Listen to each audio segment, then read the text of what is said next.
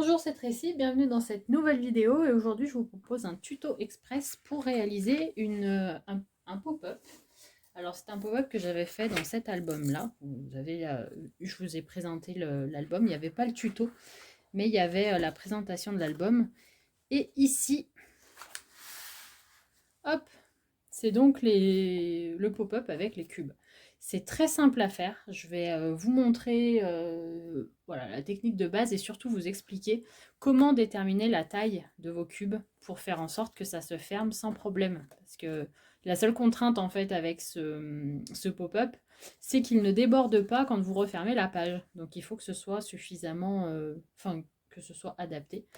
Je vais vous expliquer tout ça tout de suite. Alors, moi, ma base, elle fait 18 cm par 21. Donc, je vais partir sur cette base-là, vous expliquer comment j'ai déterminé la taille de mes cubes et du coup, comment vous vous adaptez en fonction de votre projet. Avant toute chose, comme pour tous les pop-up, il vous faut faire un rabat. Parce que ces pop-up-là, c'est quand on ouvre que ça crée la surprise. Donc, il faut forcément un rabat, sinon ça ne peut pas fonctionner. Donc le rabat, on va le faire dans ce sens-là pour faire en sorte que le cube s'ouvre au milieu, là. Et tout simplement, j'ai pris le format de ma base. Donc moi, c'est 18 cm dans ce sens-là. J'ai enlevé pas tout à fait 0,5 cm, donc 5 mm pour éviter que ça frotte en fait sur le bout. Donc j'enlève toujours un petit peu. Sachant aussi qu'on va devoir, alors ça on pourra le faire après, mais vous faut aussi réfléchir à votre fermeture. Si vous décidez par exemple de fermer ce pop-up avec des rubans, il faudra les attacher avant. Moi je pense que je fermerai avec de la même manière qu'ici en fait. Avec un petit rabat comme ça aimanté. Donc j'ai pas besoin de le faire tout de suite, ça pourra être fait à la fin. Enfin à la fin. Par la suite. Pas à la fin, mais. Ensuite, donc, 18 cm de 17 cm 5 et j'ai rajouté une petite marge. Alors elle fait un peu plus d'1 cm, peu importe la taille, c'est simplement la marge que vous allez coller sur votre base. On biseaute et on colle. Voilà, on a fait notre rabat. Ensuite, on va devoir, alors je reprends là mon modèle parce que c'est plus simple pour vous expliquer. Les cubes sont collés sur notre base qui est matée. Donc l'étape suivante, ça va être de mater le papier avant de faire le pop-up. Et comme je veux mater le papier, cette fois-ci, je vais devoir m'occuper de mon fermoir. Parce qu'une fois que c'est maté, c'est plus possible. Donc on va les faire rapidement. Alors, enfin, vous choisissez, c'est pas un tuto pour vous montrer comment faire des fermoirs. Hein, donc moi je vais choisir cette version là. Ce que je vais faire, c'est j'ai pris une chute, je vais me faire deux onglets, deux fermoirs en fait, un en haut, un en bas. Tout simplement deux morceaux de papier, là on a 5,5. Donc cette partie là ça fait 5,5 cm. Ici j'ai rajouté 1 cm de marge parce que dès qu'il y a des pop-up, c'est assez épais. Et en plus, je vais sans doute rajouter des choses là par-dessus. Donc voilà, je me prévois large pour l'instant. Donc j'ai prévu une marge importante. Disons qu'il vous faut au minimum 0,5 cm de soufflet pour pouvoir justement laisser la place pour le pop-up. Et après, en fonction de ce que vous avez prévu comme interaction, vous rajoutez. C'est tout. Enfin, c'est pas... Là, si je prévois de mettre une page supplémentaire, bon, je me suis prévu d'avance la place.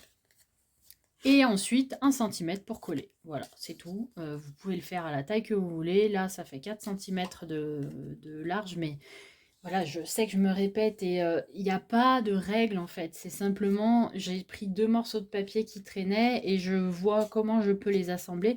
Vous pouvez aussi en mettre qu'un seul, vous pouvez le faire plus grand. Enfin, voilà, il y a pas... Moi, du coup, je vais prendre mes deux petits morceaux là de 4 cm de large. Je me suis mis une marque à 3 cm du bord, comme ça, je sais que c'est pour les coller, essayer de les coller à peu près au même niveau. Je vais biseauter. Hop, et coller mes petites marges. Mais oui, mes petits fermoirs.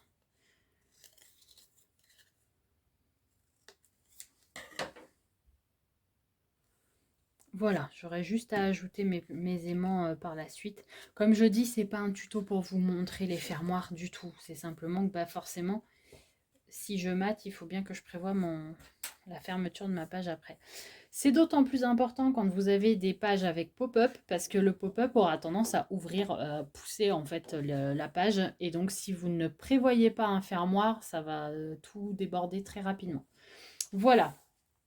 Ensuite, on va couvrir de papier au choix. Moi, je vais prendre un des papiers là, de mon bloc.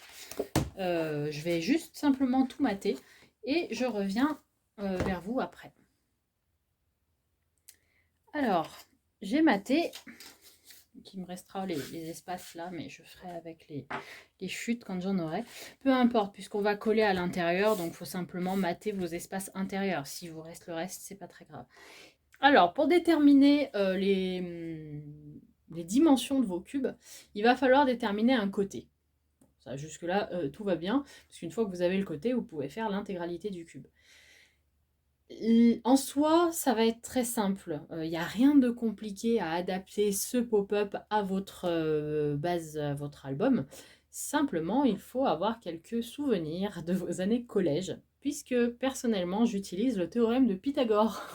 Voilà. Et je suis ravie de pouvoir dire que oui, les mathématiques du collège sont utiles dans la vie de tous les jours. Et en scrap, je trouve qu'on s'en sert quand même pas mal. Pourquoi Pythagore? Alors, je ne sais pas si vos souvenirs sont relativement intacts, mais Pythagore, c'est a carré plus b carré égale c au carré dans un triangle. Alors, il faut juste que je me trouve un bout de papier, là, hop, pour vous montrer ça. On va faire des maths.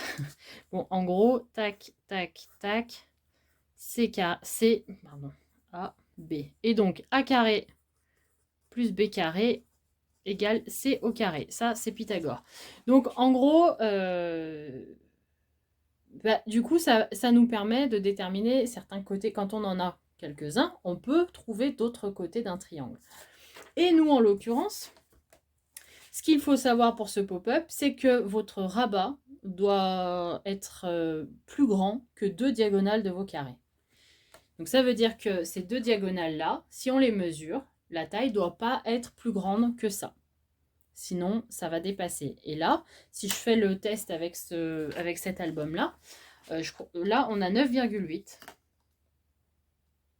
Oui, c'est ça. On a 9,8.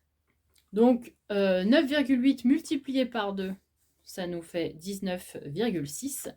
Et c'est exactement la taille de mon rabat. C'est pour ça qu'on la voit, là, on voit juste la pointe d'un des cubes, parce qu'il n'aurait pas fallu que ce soit plus grand. C'est vraiment la limite maximum. Au maximum, votre rabat doit faire la taille de 2 diagonales.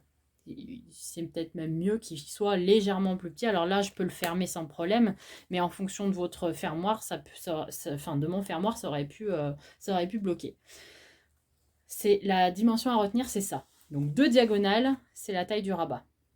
Maxi. Et donc, pour déterminer les diagonales, c'est là que Pythagore entre en scène. Pour déterminer les diagonales, je vais utiliser... pour déterminer le côté à partir de ma diagonale, je vais utiliser ça. Donc, tout simplement, admettons, j'ai 20 cm. J'arrondis pour que ce soit plus simple à comprendre. J'ai 20 cm pour mon rabat.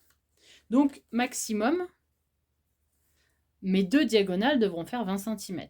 Donc, une diagonale devra en faire 10. Bon, jusque-là, je ne vous perds pas. 20 divisé par 2, ça fait 10. Rien de très compliqué. Donc, la diagonale fait 10 cm. Donc, ça, c'est mon petit c. Et le calcul, je vous le rappelle, c'est a au carré plus b au carré égale c au carré. Donc, mon c, on l'a, c'est 10. Ensuite, alors, on va avoir a carré plus b carré égale, chez nous, ça fera 10 au carré, puisque notre diagonale, ça fait 10. 60. Et là, vu que les côtés sont les mêmes, il suffit de diviser 100 par 2 pour avoir ces deux chiffres-là, puisque c'est un carré. Je ne suis pas sûre d'être claire, mais dans ma tête, c'est très très clair. Du coup, ça nous fait 50 plus 50 égale 100. Et donc, maintenant, il faut juste mettre ça, reprendre la racine carrée de ça. parce que le contraire du carré, c'est la racine carrée. J'espère que vos souvenirs sont encore un peu présents, parce que alors sinon, ça va être du chinois ce que je vous raconte. On sait que le carré, c'est 50. Donc, bah, du coup, maintenant, il faut prendre 50. Racine carrée de 50, ça doit faire un peu plus de 7, peut-être 7,1.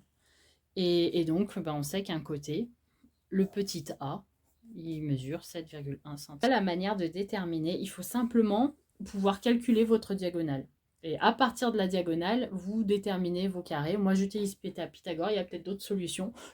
Moi, je trouve que c'est la plus simple, mais voilà. Après, en fonction de chacun, à voir à l'usage. Au bout d'un moment, vous prendrez l'habitude aussi et vous saurez que pour tel et tel format, vous avez besoin d'un cube de telle et telle dimension. C'est l'habitude qui fait aussi qu'on sait approximativement ce qu'il nous faut. Maintenant qu'on a déterminé le côté de notre cube, on va pouvoir réaliser le pop-up qui est en fait le plus long, c'est de déterminer le côté. Et encore, vous remarquerez que c'est quand même assez simple. Mais après, c'est très très facile. Ensuite, donc, on a déterminé notre côté. Pour moi, c'est 6 cm. Du coup, j'ai pris 2 bandes de papier. Alors, de largeur 6 cm. 6 cm, 6 cm, 6 cm, 6 cm. On fait ça 4 fois et on rajoute une petite bande, une petite marge d'1 cm pour pouvoir les coller. Voilà, c'est censé ressembler à ça. Donc au total, moi là, j'ai 6, 24, 25. J'ai 25 cm par 6. J'ai plié tous les 6 cm. Et hop, on va coller comme ceci. Donc on biseaute et on colle. Ensuite, j'en ai fait 2, comme ça. Donc 25 par 6. Hop. Voilà, on biseaute et on colle. Et le dernier, cette fois-ci, c'est l'équivalent de 2 cubes. Donc 12 cm de large et après pour le reste 6, 6, 6 et 1. C'est la même chose. Donc, si votre côté c'est 7 cm, pareil. Donc 7, 7, 7, 7. La largeur 7, on rajoute 1 cm pour la marge. Et ici, en largeur, ça fera 7 et 7, 14 cm. Si toutefois votre côté est plus grand, par exemple 8, vous aurez donc, ce sera plus qu'un format A4, vous pouvez très bien coller 2 morceaux ensemble. Enfin voilà, vous collez vos deux morceaux, puis vous les attachez comme ça. On a donc nos 3 morceaux. Et maintenant, on va coller ces deux-là, les 2 petits, on va les coller ici. Voilà. Comme ça. En fait, il faut bien le coller dans le bon sens pour qu'il y ait un dessous là qu'on puisse mettre sur la page. Donc, ils seront comme ceci. Voilà. On met la colle.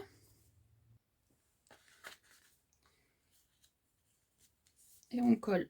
Alors, bien droit, veillez à ce que ça ne dépasse pas, sinon on va avoir du mal après à le coller sur le papier, sur notre base.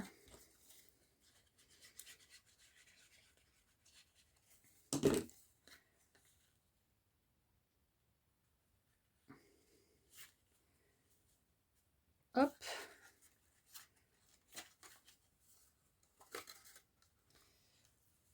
Voilà, alors maintenant on va découper des morceaux, des petits carrés de papier pour pouvoir recouvrir tout ça. Vous pouvez, on peut très bien coller avant, hein, c'est pas bien grave. Quand on va recouvrir, l'idéal c'est, vous n'êtes pas obligé de faire l'intérieur. Voilà, ça peut être fait, mais comme ça se voit pas des masses, c'est pas une obligation. Par contre, recouvrir les deux ici et ceux à l'intérieur de ceux-là, de ces cubes-là, parce que ça se voit, je trouve, et que ce sera beaucoup plus joli. Ce sera beaucoup plus joli si c'est recouvert. Ça peut être juste du papier uni, hein, tout simple. C'est pas forcément du papier décoratif, mais voilà, histoire que ça fasse un petit peu plus propre. D'autant plus qu'on voit quand même beaucoup là la marge, la fermeture, enfin la marge qu'on a utilisée pour coller notre carré. Donc voilà. Ensuite, on va coller ça sur notre base de page. Maintenant, on va mettre de la colle donc sur... Alors, je vous le resitue, voilà. Donc, on met de la colle sur ce cube-là, sur ce carré-là. On le positionne au milieu de notre page. On veille à ce que l'angle là soit bien, touche bien le pli du milieu. Ensuite, de la colle, hop, sur le deuxième carré. Donc vous mettez bien que sur le petit carré là. Et on referme. On va attendre, alors comme je disais toujours, ma colle met un petit peu de temps à coller. Donc on va patienter un petit peu avant de rouvrir pour vérifier. Et voilà. Donc je recouvre pas tout de suite pour ma part parce que j'utiliserai les chutes de papier quand je ferai mon album, l'album concerné. C'est pas la peine du coup que je le fasse tout de suite. Vous aurez juste comme je vous l'ai expliqué hein, à rajouter vos petits morceaux de papier. Alors la base fait 6 cm là, donc pour les morceaux de papier on prend du 5,8, vous enlevez 2-3 mm et puis comme ça vous fera quelque chose d'assez net. Et ça devrait être pas mal. Voilà pour ce pop-up cube. J'espère que cette vidéo vous a plu, que mon petit cours de mathématiques a été suffisamment clair. Il existe sans doute plein d'autres manières hein, de déterminer les bases. Moi, je trouve qu'utiliser ces bons vieux théorèmes, c'est plutôt une bonne astuce. Voilà, j'espère que ça vous aidera et je vous dis à très bientôt dans une prochaine vidéo.